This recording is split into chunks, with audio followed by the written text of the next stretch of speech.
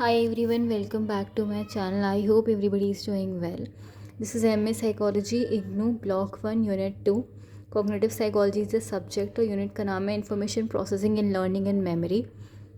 First year का है ये बेसिकली कॉग्निटिव का ब्लॉक 1 यूनिट 2 MA साइकोलॉजी. और लास्ट वीडियो में मैंने कुछ बताया था, मतलब इसके बारे में basically information processing and learning and memory के बारे में मैंने बात की थी, जहाँ पे मैंने बताया था कि प्राइमरी एरिया कॉग्निशन का मेमोरी है. काफ़ी हाइपोथेसिस और सजेशंस इस पे बिल्ड हो रखे हैं सो एंड सो करके, और शैस्टर और टल्विंग ने कैसे मेमोरी सिस्टम को बताया है, फिर एलियास स्मिथ ने कैसे बताया है. एंड देन आगे बात करते हैं जो एलियास स्मिथ ने डेफिनेशन दी थी मेमोरी की, कि मेमोरी एक जनरल एबिलिटी या फैकल्टी है जो कि अनेबल करती है हमें कि हम इंटरप्रेट कर सके परसेप्चुअल वर्ल्ड को, जिससे कि हमें मदद मिले रिस्पॉन्सेस को ऑर्गेनाइज करने में, और जो वर्ल्ड में चेंजेस हो रहे हैं उनको बेसिकली जो वर्ल्ड में चेंजेस हैं उनके प्रति जो रिस्पॉन्सेज हैं उनको ऑर्गेनाइज करने में हमें मदद मिले. तो इनका जो डेफिनेशन है basically it is implied by this definition कि यहाँ पर एक टैंजिबल स्ट्रक्चर होगा कोई जो कि इनकॉर्पोरेट कर रहा है नई स्टिमुलाई को मेमोरी के अंदर. ठीक है, कि कोई ना कोई अकॉर्डिंग टू इनकी डेफिनेशन कोई ना कोई टैंजिबल स्ट्रक्चर है in which to incorporate new stimuli into memory. ठीक है, which is like kind of helping और इनकॉर्पोरेटिंग नए स्टिमुलस हमारी मेमोरी के अंदर, या जो भी बाहर इन्वायरमेंट में हम परसीव कर रहे हैं उसको हमारी मेमोरी तक भेजने में मदद करना. और ये स्ट्रक्चर की फॉर्म कैसी है, मतलब वो किस तरह का स्ट्रक्चर है, वो जो है अभी भी डिबेट का सोर्स है. मतलब उस पर अभी भी बहुत ज़्यादा वाद विवाद चल रहे हैं. कोई एब्सोल्यूट एग्रीमेंट नहीं है उस चीज़ पर कि मेमोरी स्ट्रक्चर की शेप क्या है, एक्चुअली में वो क्या शेप लेता है. लेकिन इतना कह सकते हैं कि काफ़ी सारी थ्योरीज बन चुकी हैं जो कि ये कॉन्स्टिट्यूट करती हैं कि मेमोरी स्ट्रक्चर और नॉलेज यूनिट है वहाँ पर बेसिकली. ठीक है, तो जो फॉर्म है उस स्ट्रक्चर की वो सोर्स ऑफ डिबेट है. उस पर भी बहुत ज़्यादा वाद विवाद डिबेट चल रहा है, यानी कुछ लोगों की कुछ राय है उस मामले में, कुछ लोगों की कुछ, और कुछ भी पक्का पता नहीं है अभी कि वो किस तरीके का स्ट्रक्चर है. लेकिन इतना कह सकते हैं कि कोई एब्सोल्यूट एग्रीमेंट नहीं है इस चीज़ पे कि on what shape a memory structure actually takes, कि वो किस शेप का मेमोरी स्ट्रक्चर होगा. बट इतना कह सकते हैं कि there are many theories on what constitute, जहाँ पर हमें मेमोरी स्ट्रक्चर और नॉलेज यूनिट दोनों देखने को मिल जाएंगी. अब आगे बात करते हैं. हाँ, तो आगे अगर हम देखें तो आगे दो लोगों का और नाम आता है इम्पोर्टेंट, विन और स्नाइडर का. 2001 में सही स्पेलिंग ये है बेसिकली स्नाइडर, SNYDER, वो थोड़ा सा मिस्टेक थी उसमें इसलिए मैंने वापस से लिख दिया. तो विन और स्नाइडर ने ऐसा बोला है कि ये एट्रीब्यूट करते हैं ये आइडिया कि जो मेमोरी है वो स्ट्रक्चर के फॉर्म में ही, मतलब स्ट्रक्चर्स में ही ऑर्गेनाइज्ड है. और यहाँ पे हमें एक और इंसान का काम भी देखने को मिल सकता है जो कि है फ्रेडरिक चार्ल्स बार्टलेट. अब यहाँ पे मेमोरी में तुम्हें हर्मन एबिंगहॉस और बार्टलेट का नाम बहुत ज़्यादा सुनने को मिलेगा क्योंकि इन्होंने वर्किंग मेमोरी पे बहुत काम किया है. तो बार्टलेट का जो काम है बेसिकली इन्होंने इस्टेब्लिश करे हैं दो कंसिस्टेंट पैटर्न्स रिगार्डिंग रिकॉल, जिसमें से पहला जो ये बोलते हैं ये कि मेमोरी इनएक्यूरेट है. मेमोरी बिल्कुल भी एक्यूरेट नहीं है. मेमोरी का मतलब कि ये इनएक्यूरेट है और ये एक्यूरेट नहीं है बेसिकली. और जो दूसरा इनका फाइंडिंग है वो ये बोलते हैं, दूसरी फाइंडिंग जो है वो है इनकी कुछ तरीके का रेवोल्यूशन है ट्रेडिशनल थिंकिंग अबाउट मेमोरी को लेकर.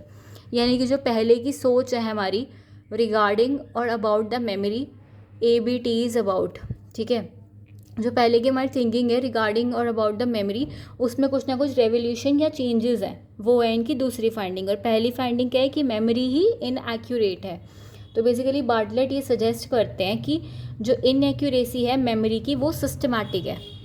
ठीक है, inaccuracy of memory is equal to systematic, or we can say that Bartlett suggested that inaccuracy of memory is systematic. और जो systematic difference है वो basically systematic difference makes allowable, वो allow करता है scientific study of inaccuracy को. और ये सजेशन क्या आता है उसके बाद, सजेशन ये है कि इसकी वजह से एक एंटायरली नया मोड ऑफ थॉट डेवलप होता है मेमोरी के ऊपर, यानी कि एक नए तरीके की ही सोच होती है रिगार्डिंग द मेमोरी और अबाउट मेमोरी, और मेमोरी को अब हम अलग नज़रिए से अलग तरीके से देख रहे हैं और मेमोरी के बारे में अलग तरीके से सोच रहे हैं, बेसिकली नए तरीके से। आगे बात करते हैं। तो आगे इसमें क्या है बेसिकली कि what accounted for systematic inaccuracy in memory. अगर मैं देखूँ कि क्या है जिसको मैं सिस्टमैटिक इनएक्यूरेसीज बोल सकती हूँ मेमोरी के अंदर, कि मेमोरी के अंदर इनएक्यूरेसीज भी हैं और वो सिस्टमैटिक भी हैं, तो इसमें क्या चीज़ है बेसिकली, क्या है सिस्टमैटिक या क्या इनएक्यूरेसीज है मेमोरी के अंदर। तो ये है इंटरवीनिंग इन्फ्लुएंसेस, जो कि है हमारी ही प्रीवियस पहले की इन्फॉर्मेशन के और एक इंसान के लाइफ में जो अपने जीवन में उसके एक्सपीरियंसेस रहे हैं उसके।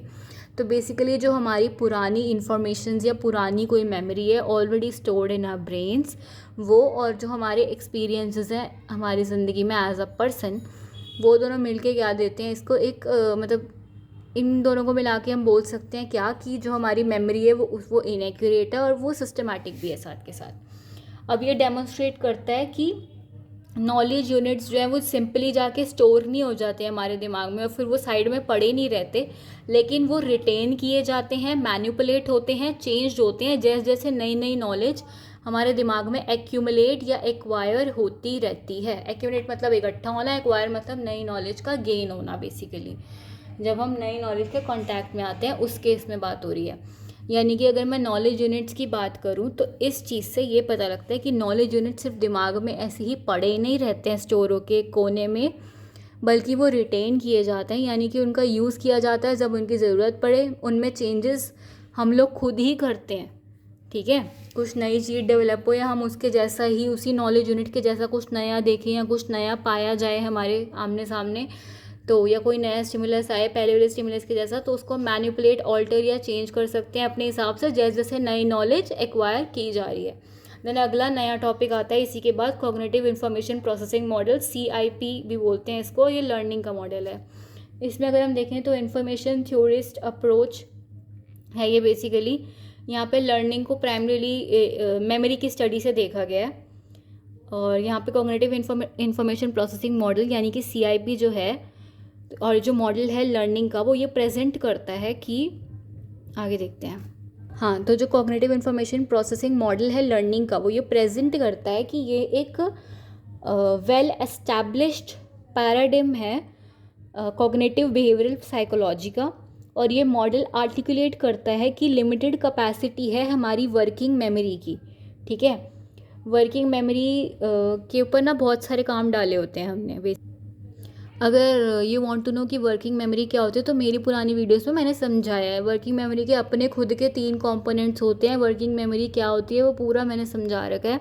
इसमें एक विजुअल स्पेशल स्केच पैड होता है, एक हमारा फोनोलॉजिकल लूप होता है, ऐसे ऐसे करके इसके खुद के एलिमेंट्स होते हैं। तो वर्किंग मेमोरी की बात मैंने पुरानी वीडियोज़ में की हुई है। अभी हम देखते हैं आगे। तो जो मॉडल है वो ये आर्टिकुलेट करता है कि लिमिटेड कैपेसिटी, यानी कि एक हद तक ही वर्किंग मेमोरी काम करेगी या हम उस पर डिपेंडेंट हो सकते हैं।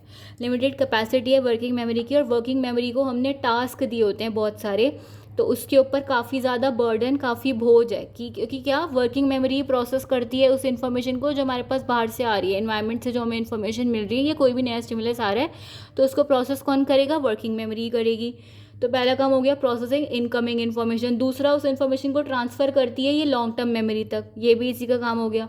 तीसरा रिट्राइवल करती है इन्फॉर्मेशन का लॉन्ग टर्म मेमोरी से, यानी कि लॉन्ग टर्म मेमोरी से इन्फॉर्मेशन जब मुझे अब भी करंटली वो इन्फॉर्मेशन यूज़ करनी है या काम में लानी है, उस इन्फॉर्मेशन की नीड या रिक्वायरमेंट मुझे है, तो मेरे को वर्किंग मेमोरी ही उसमें हेल्प करेगी कि मैं उस LTM से यानी लॉन्ग टर्म मेमोरी से उस इन्फॉर्मेशन का रिट्राइवल कर सकूँ। कॉन्सेप्ट जो है कॉग्निटिव लोड, यानी कि दिमाग पर बेसिकली बोझ होना।